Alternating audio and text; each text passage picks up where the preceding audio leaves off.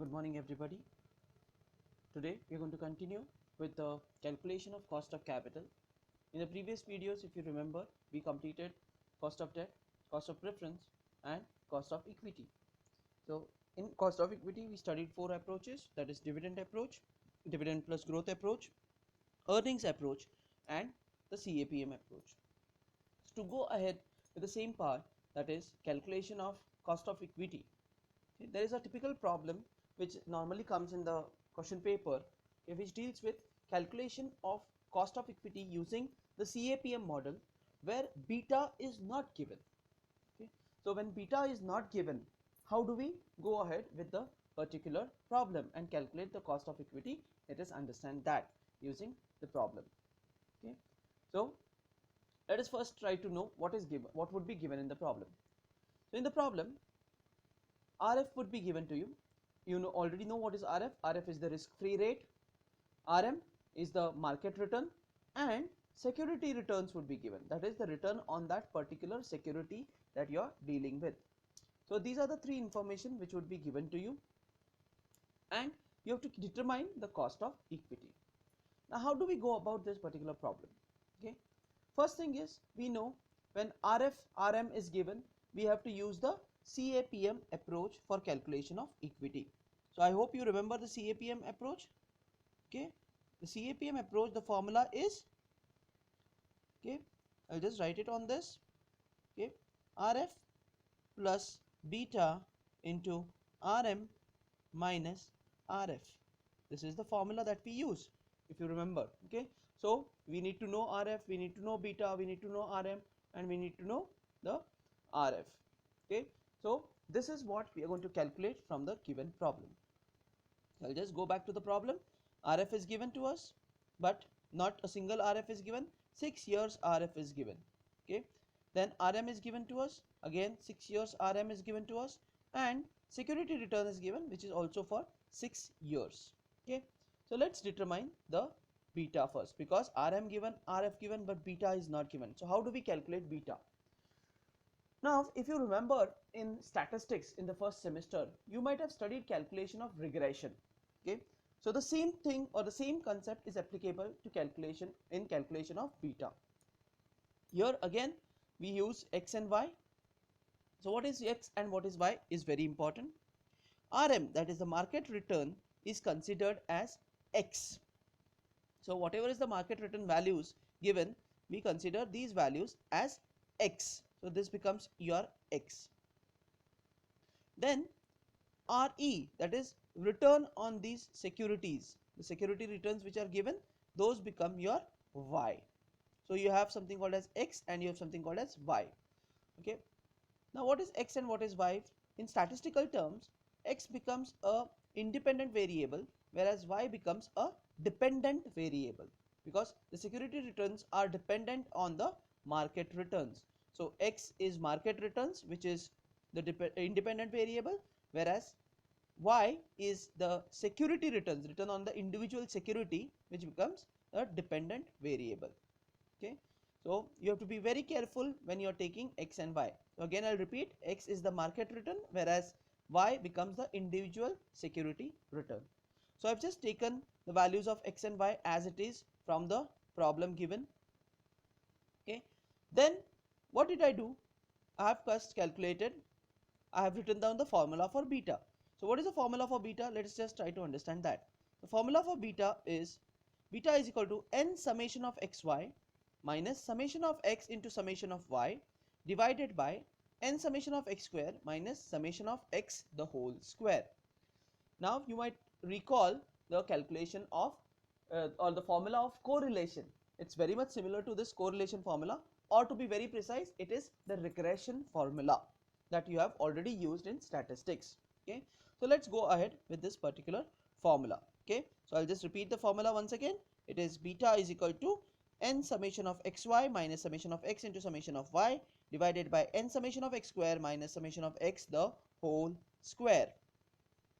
Okay, so once you know the formula, you get to know what are the variables that you need to find out. So first thing is, you need to find out summation of x square, which summation of x, which is required over here.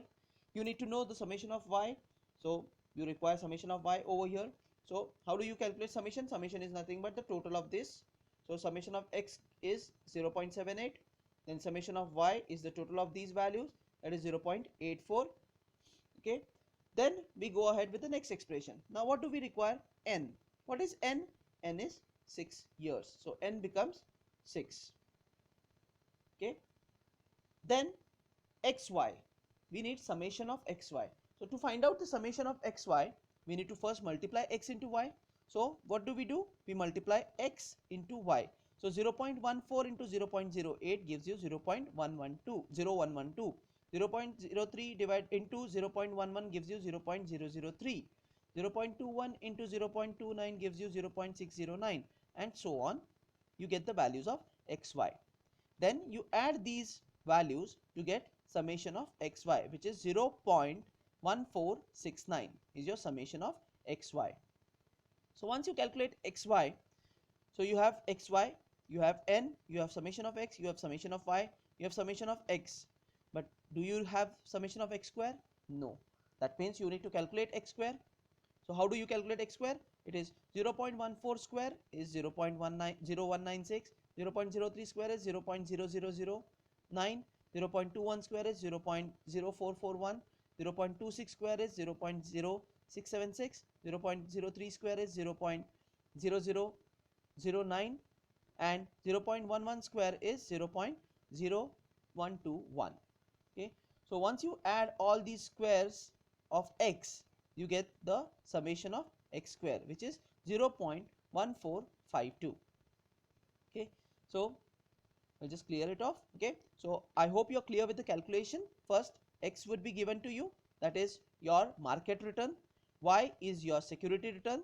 You have to calculate summation of x and summation of y. Okay, then as per the need of the formula, you have to calculate xy and you have to calculate x square, and then summation of xy and summation of x square. I hope your calculation you're clear with the calculation of these variables, that is summation of x, summation of y, summation of x square, and summation of xy. Now substitute these values in the formula which we have already given. So I'll just repeat once again. The formula for beta is n summation of xy minus summation of x into summation of y divided by n summation of x square minus summation of x the whole square. Let us substitute the values into it. So n, as we have already said, it is 6. So n becomes 6 into summation of xy. Summation of xy is 0.1469. So 0.1469. That in minus summation of x. Summation of x is 0.78. Okay. Summation into summation of y is 0.84. 0.84 divided by n summation of x square. So n is again 6.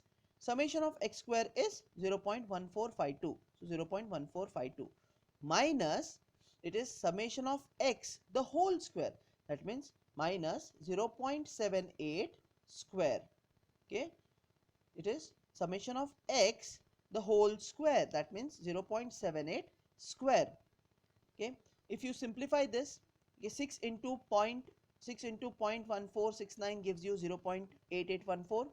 Then 0.78 into 0.84 gives you 0.6552. 6 into 0.1452 is 0.8712, and 0.78 square is 0.6084. So first we have multiplied everything. Now subtract it.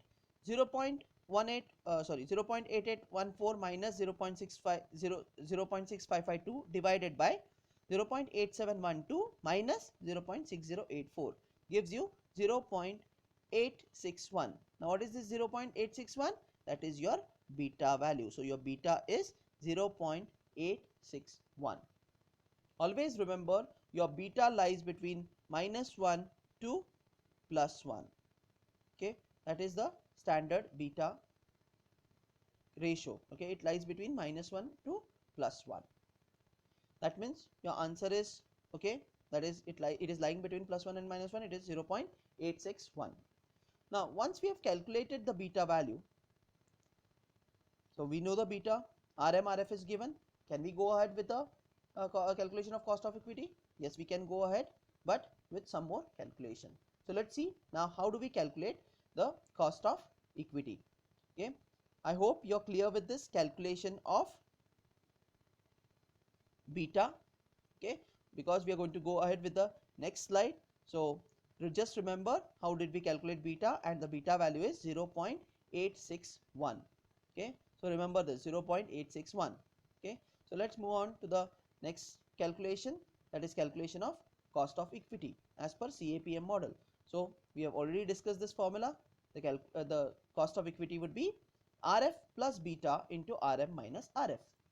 Now here the problem is RF, 6 years RF is given, 6 years RM is given. So should I do KE for 6 years? No, I cannot do KE for 6 years.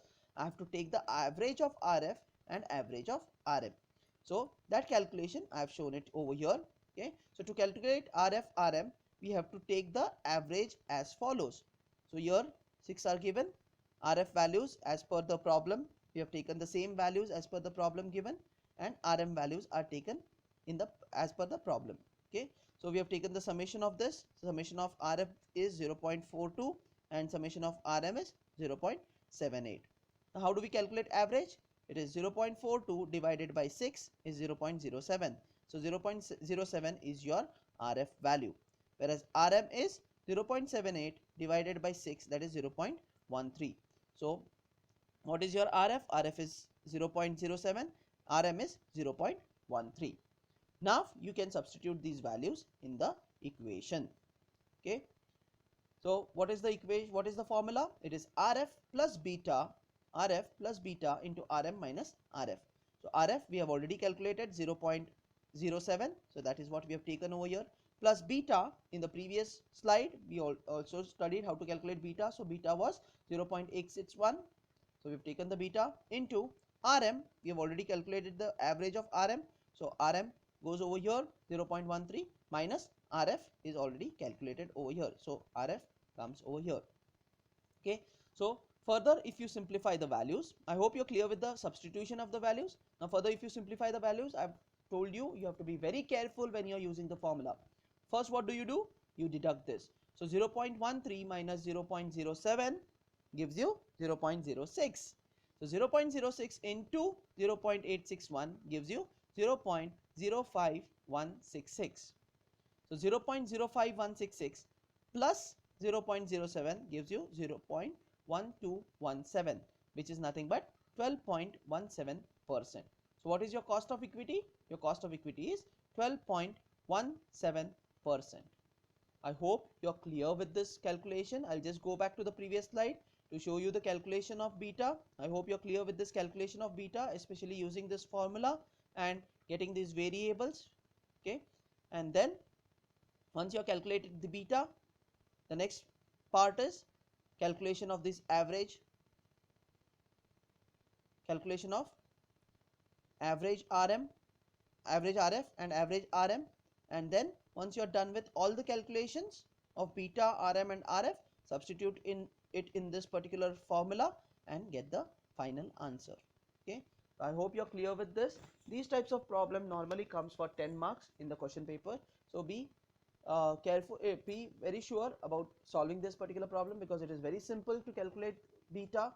The formula is already known to us, and then subsequently calculating your KE using RM, using the CAPM, that is RF plus beta into RM minus RF. I hope you're clear with this entire process of calculation of beta and calculation of cost of equity. Okay, in the next class or the next video, we'll study how to calculate cost of retained earnings and then go ahead to calculate the weighted average cost of capital. Thank you.